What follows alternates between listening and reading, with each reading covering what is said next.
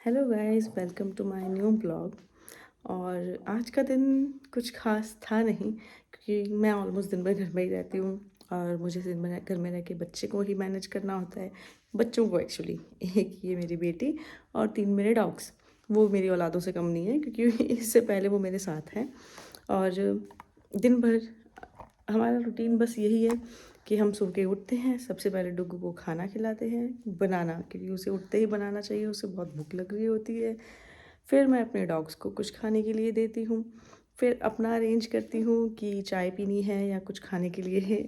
और उसके बाद फिर घर के काम, थोड़ी सफाई, फिर पूरा दिन भर बच्चे के पीछे पीछे पीछे भाग के ही निकल जाता है।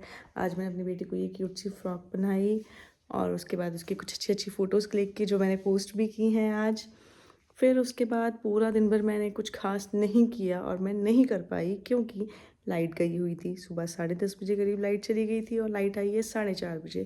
तब तक मेरे दोनों फ़ोन की बैटरी लो हो चुकी थी। एक में 2% ही चार्ज था और एक में 10 या 11% चार्जिंग थी। तो उसके बाद हमने खाना बनाया। आज मैंने डुग्गू को रोटी बना के खिलाई हैं, दही भी खाई है डुग्गू ने।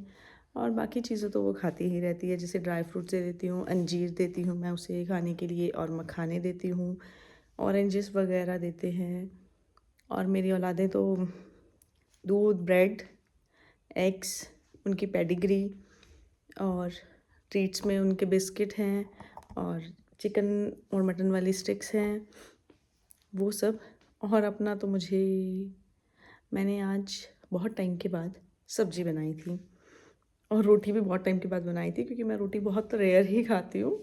तो आज मैंने रोटी और सब्ज़ी दोनों बनाई थी। फिर रात को मैंने सब्ज़ी तो पड़ी हुई थी, तो मैंने रात को चावल बना लिए।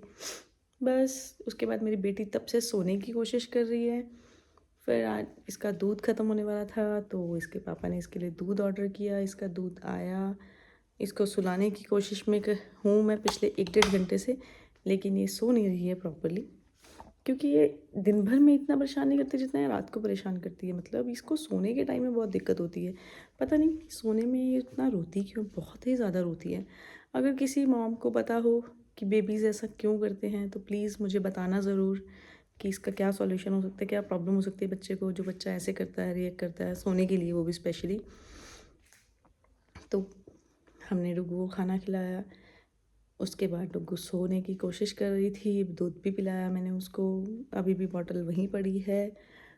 तब से मैं घूम रही थी इसको लेके। मैं जैसे इसको नीचे रख रही हूँ, ये उठ जा रही है 5-7 मिनट में ही। अभी जस्ट मैंने फ़ेस वॉश किया। सोने से पहले मुझे लगा कि सो गई है तो मैं भी सो जाऊँगी शायद, लेकिन नहीं, ऐसा तो नहीं हो पाएगा। बाकी सारी औलादें मेरी इधर-उधर हैं। एक यहीं सो रही है सोफ़े पे, एक अंदर रूम में है, दूसरी इधर वाले रूम में है। तीनों की तीनों अलग-अलग दिशाओं में है और ये चौथी मेरी गोदी में है। बस आज का दिन तो कुछ ख़ास नहीं निकल पाया, बट उम्मीद है कि कल शायद हम कुछ कर लेंगे। Thank you so much for watching.